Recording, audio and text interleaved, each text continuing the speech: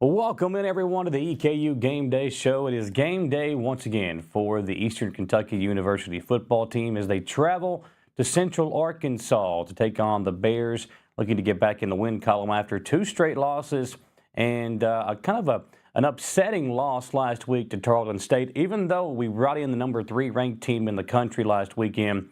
A first half saw the Colonels going down by 3 at halftime, feeling pretty good about themselves. But a second half collapse doomed EKU as they dropped their second straight game in conference play. Now 1-3 in the conference, with the only win at the moment over Austin Peay. The Colonels fell to number 3 Tarleton State 31-7. The third quarter proved to be the biggest difference on the scoreboard, with the Texans scoring 21 unanswered points on 3 offensive drives in that third quarter.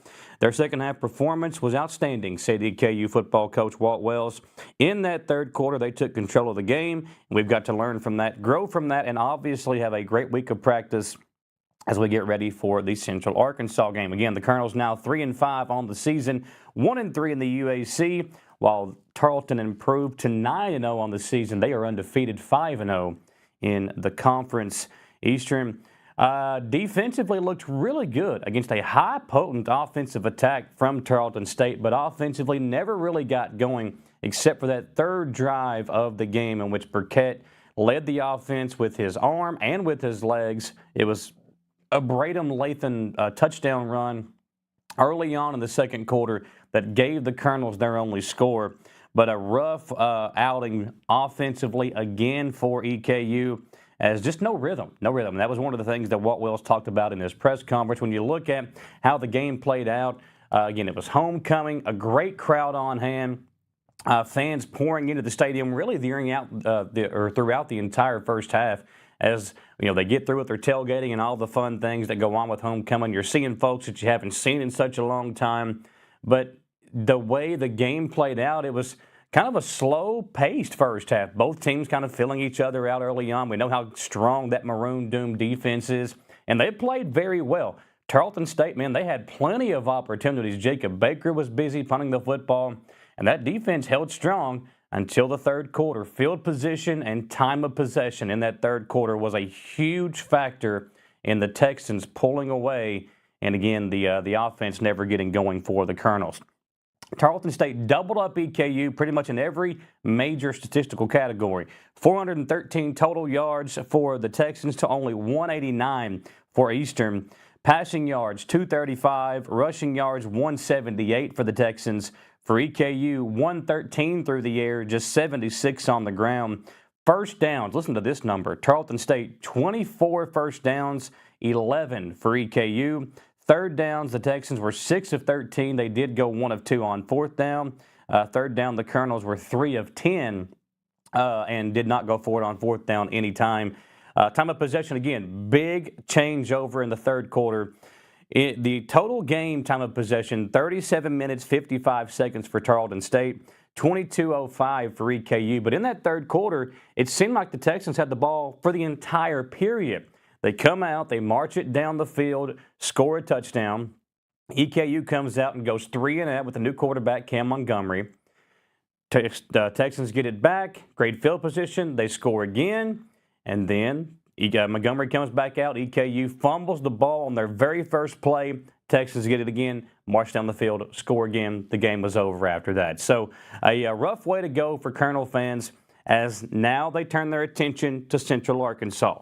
All the goals that were set in place for this team have kind of come to an end now.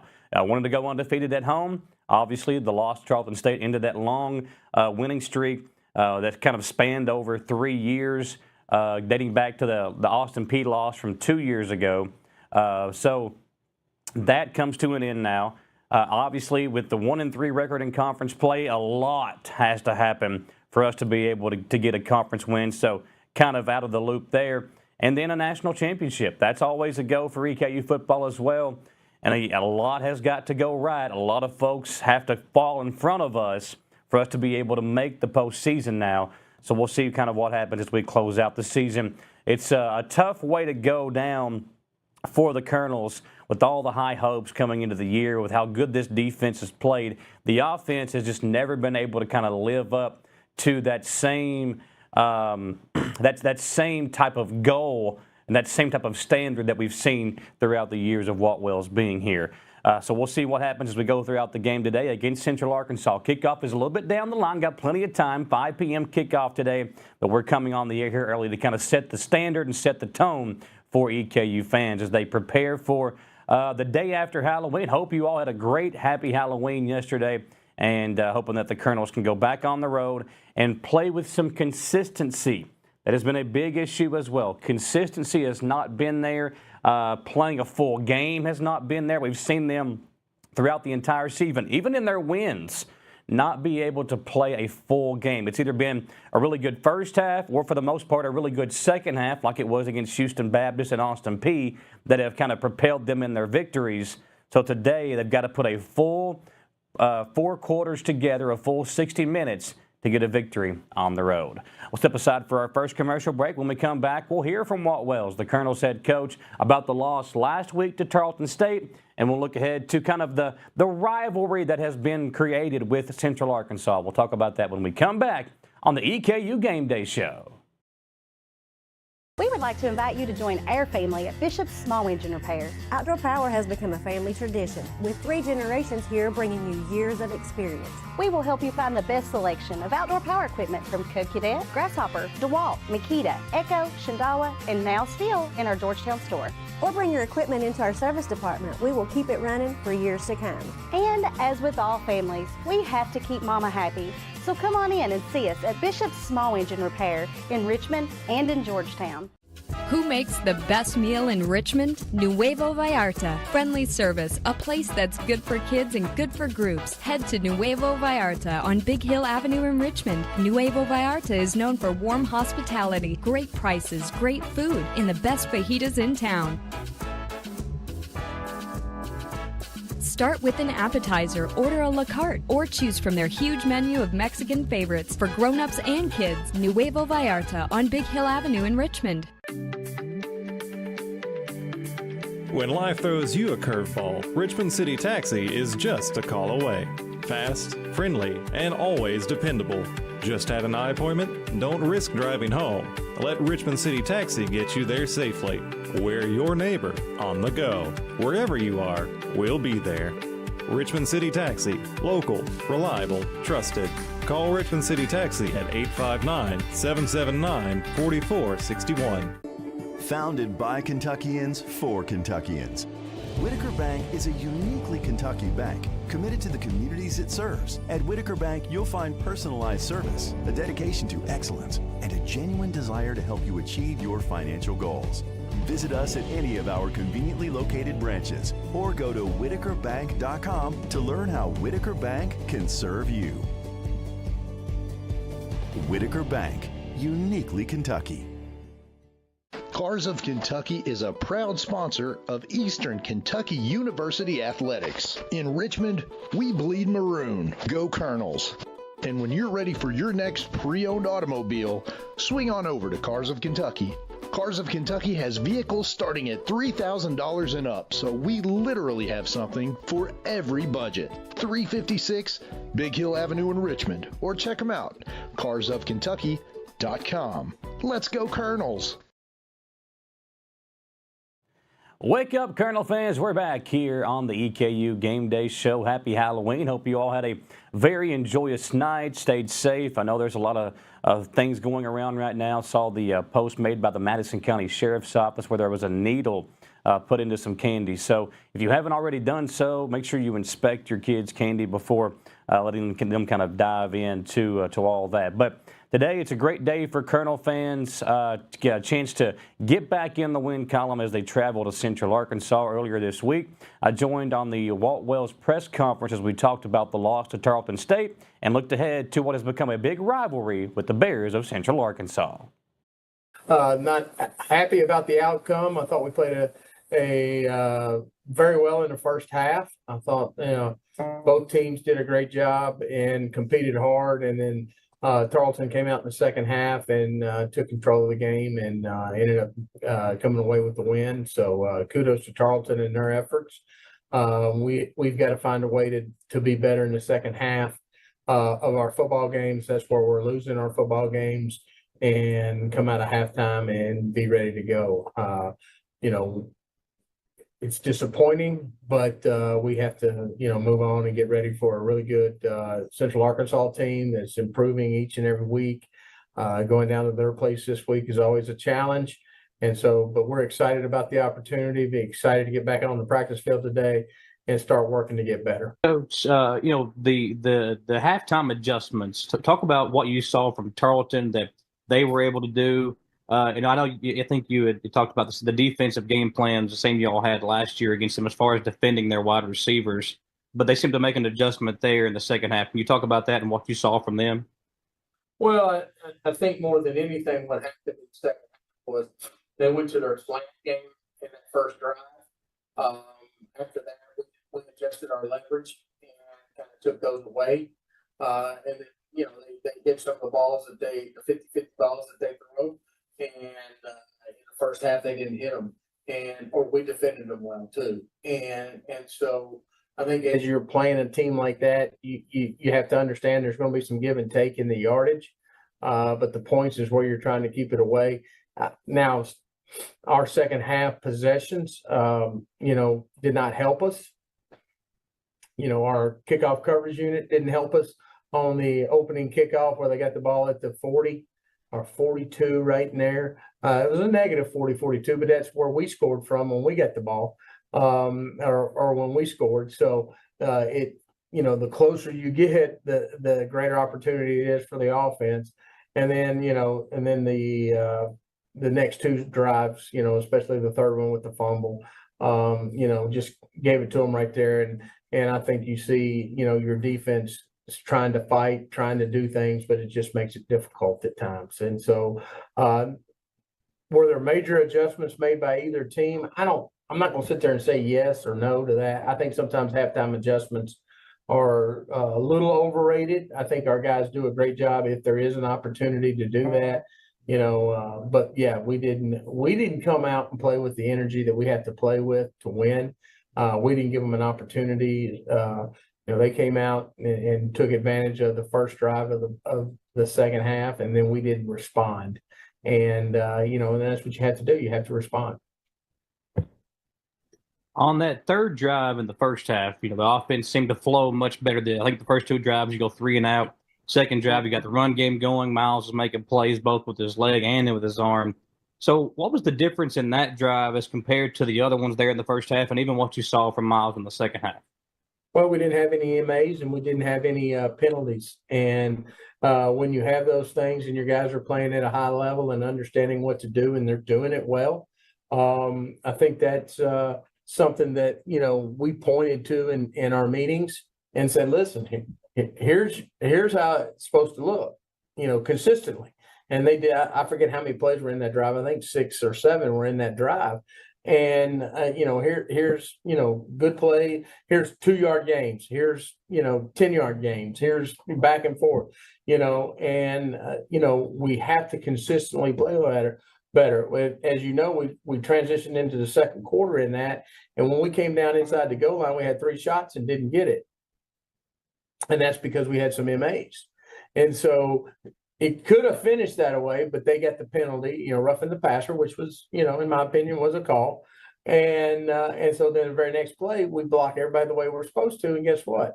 We walk into the end zone. So again, it comes back to we have to continue to evaluate how we're coaching these guys and what is getting through to them.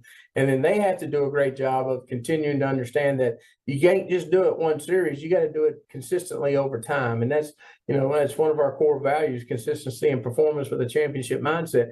We have to be more consistent at what we do and how we do it. And one guy, on offense, when one guy screws up, it just blows the whole thing up. Defensively, you can go in the wrong gap, and 9 times out of 10, you end up making the tackle. So, it is what it is, and we have to be better than that. But I agree with you. That was a really good drive. All right, last two. the third quarter, you make the switch to Montgomery. Talk about him and just wanting to get him on the field, see what he could do out there as a freshman. Well, I want to make sure everybody understands that wasn't a switch. That was something that we had planned, and we wanted to try. We thought it might open up our run game a little bit more, and so that's what we were trying to do. I had plans to put him in the first half, and there was a couple of situations where we had planned, and I just didn't think it was fair for him, and so I wanted to make sure Miles knew about it, and Miles is our quarterback, and so. When we, then he had the 3 plays, and of course, the first play could have been better, and then the second, then you start the second play, we get the personal foul, so he's down 2nd and 21. I mean, that's hard to do. I mean, when you're, whether that was a great call or not, I can't, we can't go through all that. We got the call, and so it's 2nd and 21. That's hard to put a first-time guy, your second play in your career, your 2nd and 21. And then 3rd down, we, our tight end doesn't do a great job on the protection piece there. And we end up getting the sack. And so it's, it just rolled. And then we bring him. I was like, well, let's just give him another shot, and because that wasn't what we wanted. And then the very first play, he fumbles. And so, great learning experience for Cam. Cam has got the world of potential. We really think he's going to be a great player here at EKU. We wanted to get him in there and see if he could change the numbers a little bit. Didn't work out the way we wanted it to. Not all on Cam at all. And so excited about his future here. Last one for me. Central Arkansas seems to be like the team. We kind of came in together. We had the game against them during the pandemic there. Talk about this matchup, and it's kind of blossomed into a little bit of a rivalry between you two. Yeah, I mean, I think that's a common theme with us. Austin Peay was a rival. Tarleton's a rival. UCA's a rival. Abilene's going to start becoming one more and more. So I think everybody, it's like I tell our players, the tradition and the history here has built a legacy that we have to defend every time we walk out on the field. And so they're going to be fired up. I remember when they beat us down there 2 years ago, and it was a controversial deal and the whole 9 yards. I remember quotes being made about how they finally got the Eastern Kentucky monkey off their back, and things like that. And, that's, it's been a great competition. The first year in the pandemic, we played twice. We beat them here. They beat us there. And then, it's gone on ever since then. And so, it's been fun. I really respect their head coach, Nathan, and he does a great job down there. And they've got another talented football team. Their tailback is shown, both size and speed, big offensive line. They're settled in on their quarterback, I think, now. And so, we played against him a little bit last year before he went out. And so, always got good looking receivers. And then defensively, they made a change from last year's defensive coordinator.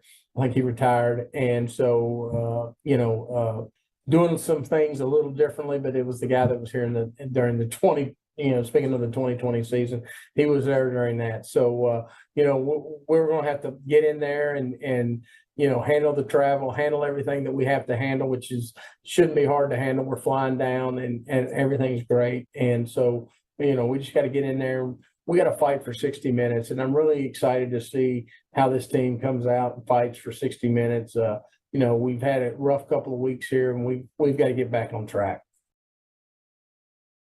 So Coach Wells excited to see how his team performs on the road today, and so are we. The Colonels in Central Arkansas kick off at 5 p.m. this evening. We'll come back and close out the show with previewing the matchup on the EKU Game Day Show.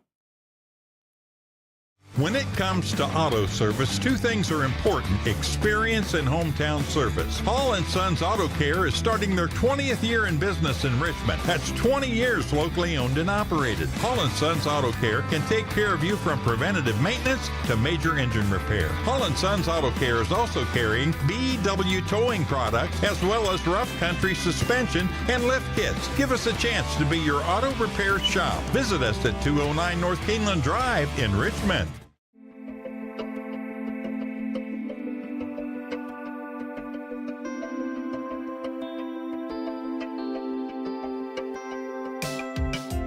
granite, marble, and quartz for any surface.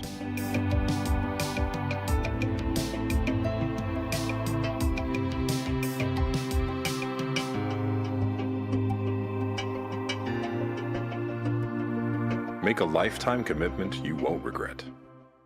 In the event of an accident, please contact Shane Blankenship and Brandon Witt at Berea Collision, where you will receive exceptional quality and competitive pricing. Located behind Near New Auto at 110 Fairground Road in Berea, they are dedicated to serving their local community with top-notch repairs and unparalleled customer service. Berea Collision also services RVs, buses, and campers. Call them today at 859-985-2583 to experience the Berea Collision difference. Berea Collision Center, where precision meets perfection.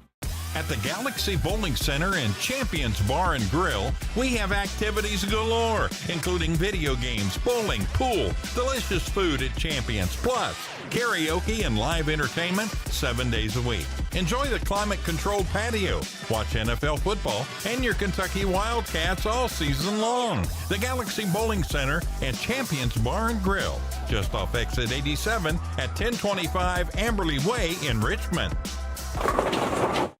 Have you heard about JB's Grow Shop? They are one of the most unique businesses in Richmond. If you're a farmer or gardener, then you and JB's Grow Shop will make a great team. They provide the highest quality organic soils, nutrients, castings, and much more to meet your indoor and outdoor growing needs. Their experts will meet with you and make sure that you are getting the most out of your homegrown plants. JB's Grow Shop is located in the Southern Hills Plaza Shopping Center at 956 Commercial Drive in Richmond.